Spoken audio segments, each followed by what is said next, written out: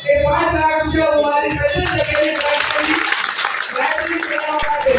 કામ ભરવા માટેની અને નર્મદાની કેનાલનું કામ બાકી હતું એ પણ મંજૂર કરાવી દીધું છે. ટૂંક સમયમાં જેટલું ઝડપી થાય એટલું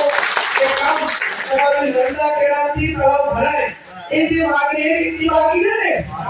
એટલે મને પોતાને યાદ રહે છે. શા માટે તમને આગળ પડી થોડું વધારે પડતું કે આ અમારું નાકાર નથી કરતા તો શું નર્મદા આવવા બી તમને વોટ આપે છે એટલે એને પાણી પાવું ચા પાવું આજી વાત નર્મદા વોટ નહીં આવે કામ માટે લાવ્યા છે. પણ તું મને શાંતિથી કે એટલે માણસ જેટલો કંટાળ્યો હોય ત્યારે આના શબ્દ બોલવાને એનામાં નોબત આવે ને કંટાળાકાર આવું હોય કે કોઈ પણ માણસ બાર કામ માટે આવે ને તો લાગણીથી કરો ના કરો પણ મદદ ના કરે એના માટે કરવું પડે. એનો પ્રયાસ કરવો ભાઈ આ વસણભાઈ અમારા ઉપર કોઈ માણસ થાકી કંટાળી ના આવ્યો ને ત્યારે એવો કારણ કે ના આવ્યો હોય એ ના બોલવાનો અમને બોલતો હોય અને એટલો કંટાળી ના આવ્યો હોય કે અમને ઘણી વખત કોળાને બોલાવે પણ પછી મારી બાજુ બેઠા હોય ને તો કે તમારે તો 12 કલાક કાઢ્યા હોય ને તો એ બધા ફરિયાદ ના થાય. પણ 12 કલાક સુધી તો ગરમીનો પારો એ આસમાને હોય એને આશ્વાસન આપનારું માણસ હોય અને કાઢા પાડનારું હોય તો 100% એ ફરિયાદો ફટકામાંથી પણ આપણને કાંઈક ને કાંઈક રસ્તો. નમસ્કાર દર્શકો, સ્વાગત છે તમારું દેવરાજ ઠાકોર ઓફિશિયલ પર અને હું દેવરાજ ઠાકોર આપનું સ્વાગત કરું છું. અને આજે વાત કરીશું કે બનાસકાંઠા જિલ્લાના પાભર તાલુકામાં આવેલ ખડોસણ ગામે જે જોગણી માતાજીની રમેલ તેમજ યજ્ઞ જે ચાલી રહ્યો છે તે દરમિયાન આજે બનાસકાંઠા જિલ્લાના સાંસદ સભ્ય જ્ઞાનીબેન ઠાકોર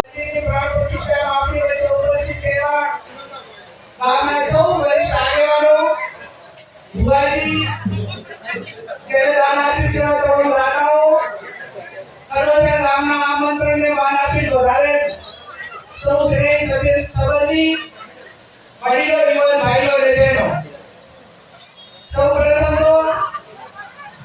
ખડોસણ યુવક મંડળને ખૂબ અભિનંદન આપું છું કે વર્ષોથી આ ગામની જે આસ્થાનું કેન્દ્ર હતું અને ગામમાં મોટા પ્રમાણમાં કાર્યક્રમ હોવાના કારણે એમને દિલથી આ મંદિરનું કામ કર્યું છે જે મને પોતાને આશા અપેક્ષા હતી એવું સરસ મજાનું મંદિર કર્યું છે. ગામના કારીગર વર્ગને યુવાનોને અને સૌ દાતાઓને દિલથી ખૂબ અભિનંદન આપું છું.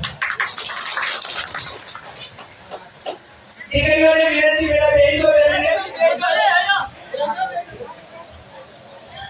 આજે સરસતાના પર મને દર્શન કર્યા કે મંદિરે માતાજીને બહાર કરાવવા ગઈ એટલે સરસ મજાનું પાત્રેનું હતું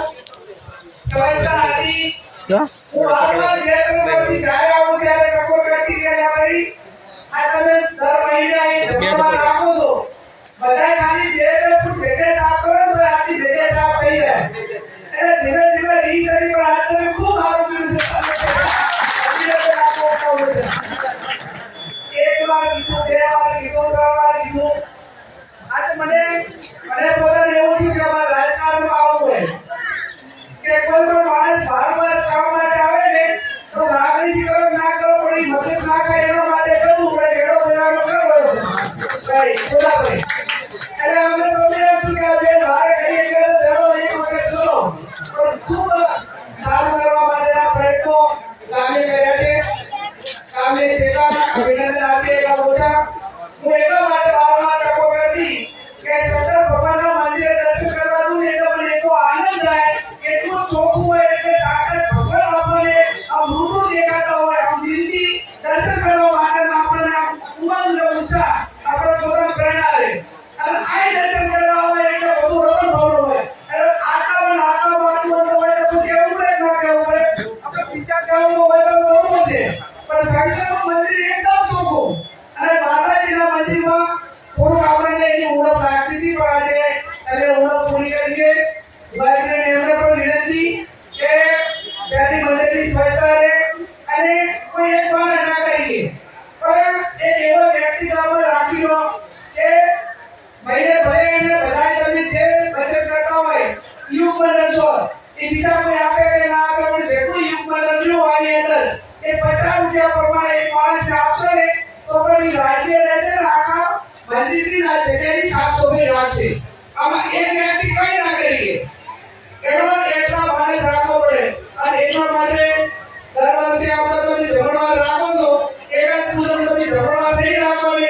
જમણવારમાં જેટલો ખર્ચો થાય એટલો એક 12 મહિના માટે માણસને રાખવાનો ખર્ચો એના પગારમાં કરશો તો પણ આ જગ્યા એક આમ જબરદસ્ત સારી રીતે એ દેખાવમાં અને પર્યાવરણ માટે વૃક્ષો હોય સ્વચ્છતા હોય એની અંદર નાના મોટા કામો કરવા હોય એના માટે કરીને સરસ મજાની થશે. આજે આ ગામે એક ધાર્મિક કાર્ય સારું કરીને એક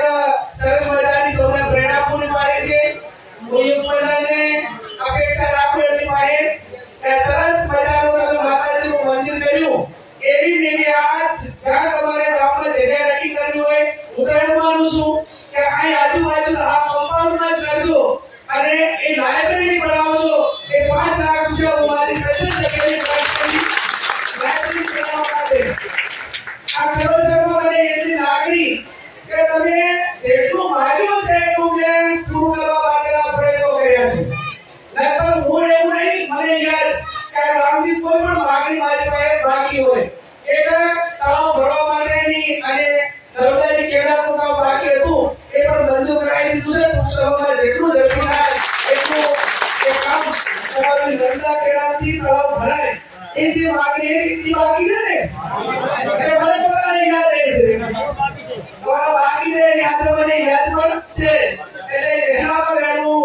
એ તળાવના કેનાલ સાથેનું એનું નેટવર્ક જોડાય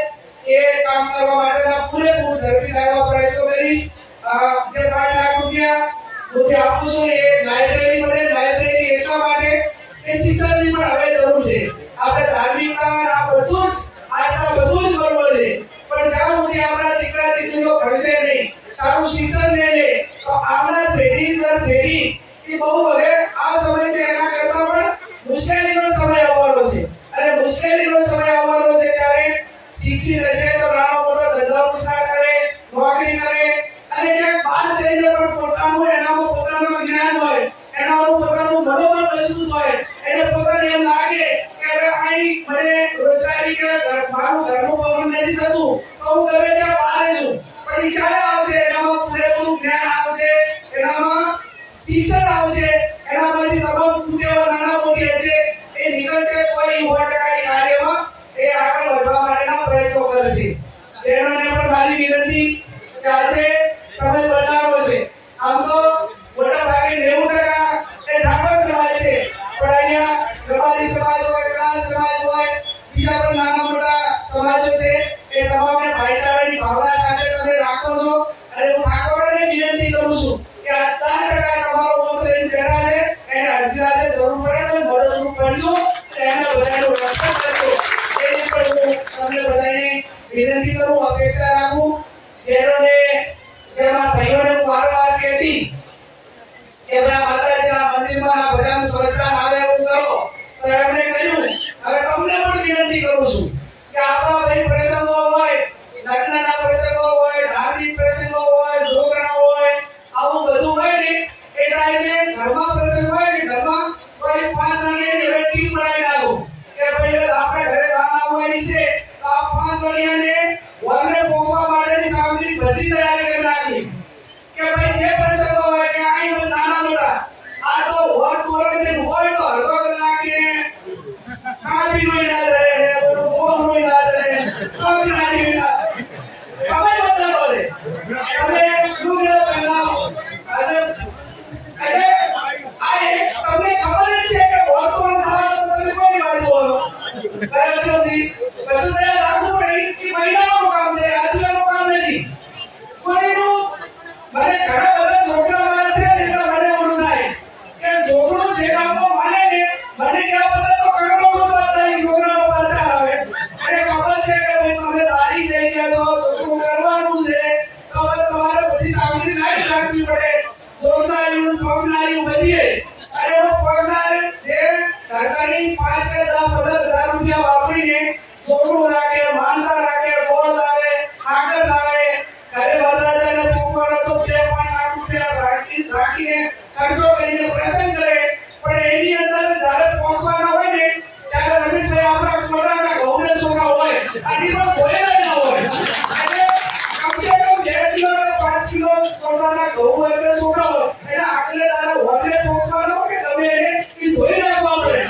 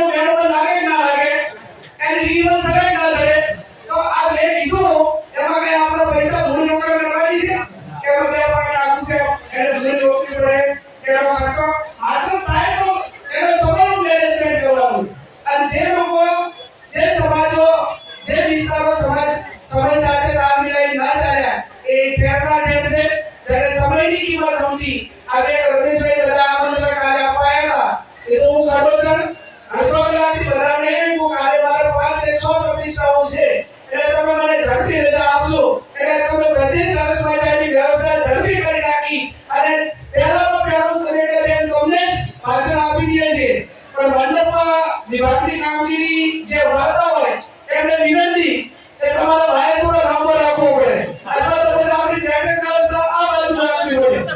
આખું ઉદક પાદર કરવું પડે અને જે આખી વ્યવસ્થા છે એ આ તો હું 100 એટલે વાંધો નહીં પણ મારો હાથે બીજા 500 હાથ જણા હોય અને આજે આખું બધું પડે આપણે આપણું થાય કે ના જાય કે આપણે ભાઈના હિસાબે આખું લાંબુ હાથે કરવું પડે એટલે આવી પ્રસંગોની અંદર લાખોના ખર્ચામાં આયોજનના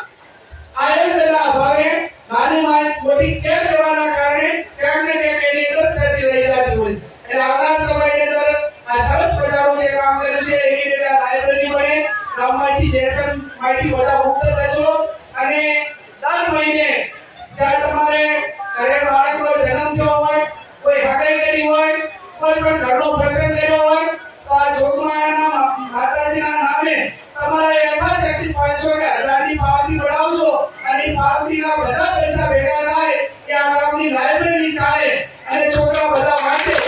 એવું તમે બજેટ સગા કરજો તમે લાખો રૂપિયાનો ખર્ચો કરતા હોય તો એમાં 500 કે 1000 માં તમારામાં કાંઈ એમાં ઊભું રહેવાનું નથી પણ કાકા મારા બધા ટીપે સરોવર ભરાય એ લાઇબ્રેરીની અંદર ભણેલો વાંચીને છોકરો એક બે સરકારી નોકરી રાખશે તો એ આખા ગામને ઉપયોગી બનશે આવા નાનું પ્લાનિંગ કરીને આપણે સૌ શિક્ષિત બનીએ અને જે કઈ નાના મોટા ખર્ચાઓ વધારે પડતા છે એમાં કામ મૂકીને ધંધા રોજગારમાં આગળ વધીએ હું આ જોગમાયાને પ્રાર્થના કરું કે આ ગામમાં હળીમળીને તમામ સમાજો ભાઈચારાની ભાવનાથી રહે એમને હર હંમેશા સારા કામો કરવા માટેની શક્તિ આપે અને આજે આ કાર્ય કર્યું છે એ કાર્ય કરવા બદલ હું તમને બધાને ખૂબ દિલથી અભિનંદન આપું ભુવાજીને પણ કહું છું બધાને ગામને કહું છું મને લાગુ પડે કે કોઈ પણ ધાર્મિક જગ્યા હોય કે કોઈ પણ શૈક્ષણિક સંસ્થા હોય કે કોઈ પણ રાજકીય આગેવાન હોય એ જગ્યા કે એ સંસ્થાનો વિકાસ ક્યારે થતો હોય પહેલામાં પહેલું એ સંસ્થામાં જે વડો હોય એની જેની જવાબદારી રહેતી હોય એ બીજું કઈ હાલ રાખી કે ના રાખી કે પણ એનો સ્વભાવ તો સારો હોવો જોઈએ ના હોવો જોઈએ એ તો બાબતો આપણે સ્વભાવ સારો રાખવો બધાને માન સન્માનથી બોલાવવો બેટા વોટ નાનું હોય ને બેટા કરવું મોટું હોય ને વડીલ કરવું અને કમસે કમ 500 સ્વભાવ ના હોય તો કોઈ હેતથી કામ કરે ચાહે મંદિર હોય કે શૈક્ષણિક સંસ્થા હોય કે સમુદાય ન હોય એમાં જે મુખ્ય બળો હોય એને હર હંમેશા એને સારું કરવા માટે કરીને સહનશીલતા સારો સ્વભાવ એના બીજા સાથે કામ કરવા માટેની એની જે પદ્ધતિ એને કઈ બીજાને કામ લેવા માટેની એની પૂરે આ બધું હોય તો કોઈ પણ સંસ્થા હોય કોઈ પણ મંદિર હોય કે કોઈ પણ કાર્ય હોય તો એના વડા ઉપર નિર્ભર રહેતું હોય છે તો એમાં જે કઈ આપણા ધાર્મિક વડાઓ હોય શૈક્ષણિક સંસ્થાઓના વડાઓ હોય સમૂહ લગ્નના હોય રાજકીય આગેવાનો હોય અમે ઘણી વખત રમેશભાઈ વસંતભાઈ અમારા ઉપર કોઈ માણસ થાકી કંટાળીને આવ્યો હોય ને ત્યારે એવો કાર્ય થઈને આવ્યો હોય એ ના બોલવાનો અમને બોલતો હોય અને એટલો કંટાળીને આવ્યો હોય કે અમને ઘણી વખત કોકારે બોલાવે પણ પછી મારી બાજુ બેઠો હોય ને તો કે શા માટે તમને આગળ પડી થોડું વધારે પડતું કે આ અમારું નાકાર નથી કરતા તો શું રખવા બી તમને વોટ આપે છે એને પાણી પાવું ચા પાવું હાજી વાત કરો વોટ નહીં આવે કામ માટે લાગે છે પણ તું મને શાંતિથી કે નહીં માણસ એટલો કંટાળ્યો હોય ત્યારે આના શબ્દો બોલવાને એનામાં નોબત આવે ને કંટાળેલો માણસ એ મંદિરમાં આવે કોઈ મોટા આગેવાન પાસે જાય સાધુ સંત પાસે જાય અને અહીંયા કંટાળેલો માણસ